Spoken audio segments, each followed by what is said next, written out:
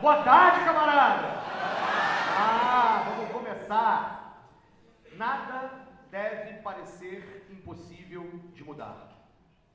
Essa frase, que embalou o coração de muitos de nós há um pouco mais de 10 anos, tem que voltar a fazer sentido pra gente. Eu estava pensando nela esses dias. Nesses dias em que uma parcela de setores da sociedade querem reduzir os nossos sonhos e os nossos horizontes a dizer que o único projeto capaz de derrotar o bolsonarismo é um outro projeto de direita.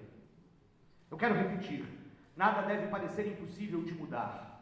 Nós não podemos, porque se lá em 2012, há pouco mais de 10, 11 anos, nós estávamos afirmando que uma outra cidade era possível na Primavera Carioca, por que não faremos isso agora mais uma vez? Por que nos sujeitaremos à ideia de que só a direita pode derrotar a extrema-direita? Não, nada deve parecer impossível de mudar. Até porque não faz sentido achar que é a turma do Dudu que vai derrotar o bolsonarismo. Quem é que nos últimos anos enfrentou o bolsonarismo?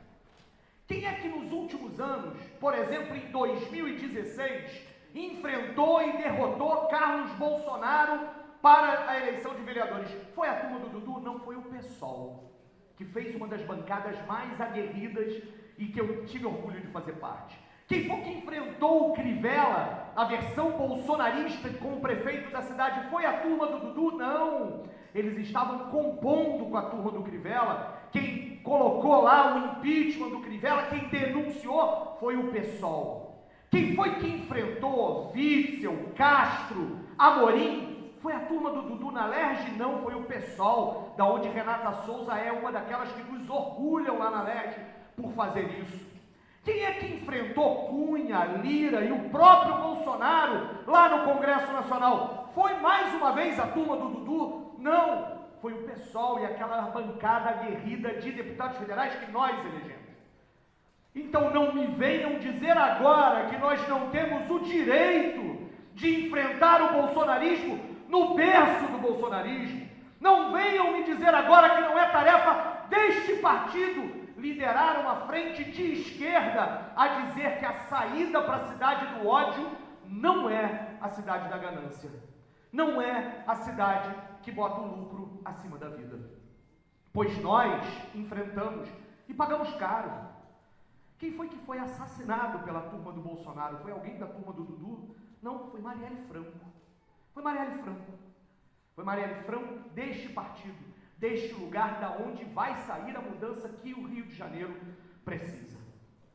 É disso que se trata como um primeiro elemento, de que a gente tem que reafirmar: nossos sonhos não serão reduzidos por uma lógica em que só a direita pode derrotar a extrema-direita. E mais, nem mesmo isso se mostrou eficiente do ponto de vista do resultado.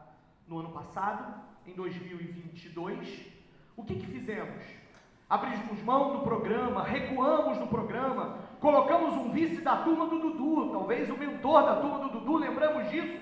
Apoiamos porque estávamos corretos numa frente de esquerda naquele contexto. Mas qual foi o resultado eleitoral? Cláudio Castro eleito no primeiro turno. Então não me venham dizer que precisaremos recuar o programa para poder derrotar o bolsonarismo. Não, nós temos o direito e a tarefa de apresentar um outro projeto de cidade, de liderar um outro projeto de cidade. Porque Eduardo Paes não é a saída para os problemas que a turma dele criou para a cidade do Rio de Janeiro. Eles estão aí governando há tanto tempo e nós vivemos uma cidade mais cara, mais violenta, mais desigual, com mais pobreza, mais machista, mais racista do que há 20 anos atrás. Eduardo Paes é o prefeito das remoções. Eduardo Paes é o prefeito que não tem política de habitação de interesse social. Eduardo Paes é o prefeito que bate em camelô e não é de hoje, mas hoje continua a fazer. Eduardo Paes é aquele que não apresenta saída para a população que está em miséria, em situação de rua que lá está. Portanto, como é que querem me dizer que a saída para essa cidade cara e desigual é continuar com quem a produziu cara, desigual, violenta, que exclui mulheres, negros e negras, favelas? Não me venham dizer isso. numa cidade em que se resolve privatizar tudo. Agora até o Souza Aguiar estão dizendo que vão privatizar esta cidade da ganância e do lucro, essa cidade de balcão de negócios, como nós dizíamos lá em 2012. Por isso, se a cidade fosse nossa, para fazer a virada daquilo que é preciso também recuperar, que nós já nos perguntamos isso várias vezes, se a cidade fosse nossa, ela não seria a cidade nem da turma do Dudu, nem da turma do Bolsonaro. Ela seria uma cidade muito, muito, muito, muito, muito diferente do que ela é. Por isso o que a gente está propondo é que é preciso ter ousadia, é preciso ter esperança, é preciso sim falar numa cidade que precisa passar por uma revolução, uma não, várias delas. Uma revolução urbana, garantindo casa para quem precisa, moradia é direito. Uma cidade que precisa de uma revolução urbana, porque transporte e mobilidade também é direito, e temos que voltar a falar de tarifa zero, como nós falávamos antes. Uma cidade que precisa de uma revolução urbana no sentido inverso daquela que Eduardo Paes imprime no plano diretor, agora em discussão na Câmara dos Vereadores. Uma cidade que produzirá justiça nos territórios, uma revolução urbana que entende camelô como trabalhador e que, portanto, é um problema de trabalho, emprego e não um problema de choque de ordem. Uma cidade que precisa passar por uma revolução educacional. Nenhuma criança sem aprender, nenhuma escola sem estrutura, nenhum profissional de educação sem condição digna para trabalhar.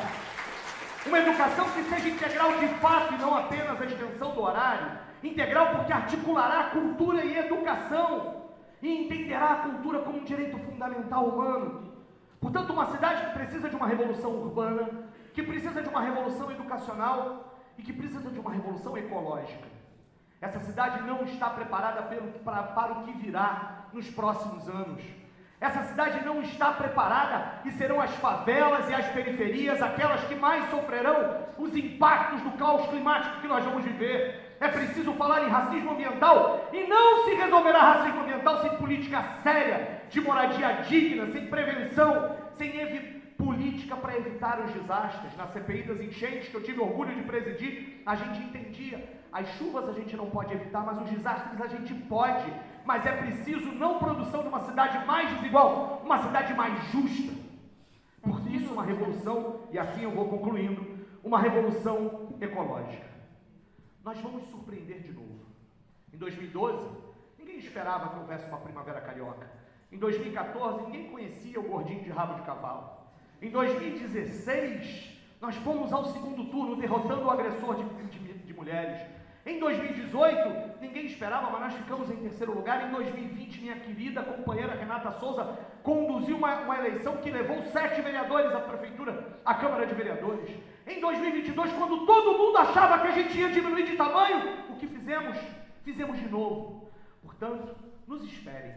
Nós vamos surpreender. Nós vamos vencer tanto a cidade do Dudu quanto a cidade do Bozo. Nem Dudu, nem Bozo, nem ganância, nem ódio. Só a luta pode mudar de fato a vida de quem vive no Rio de Janeiro. E é a luta que vai nos guiar.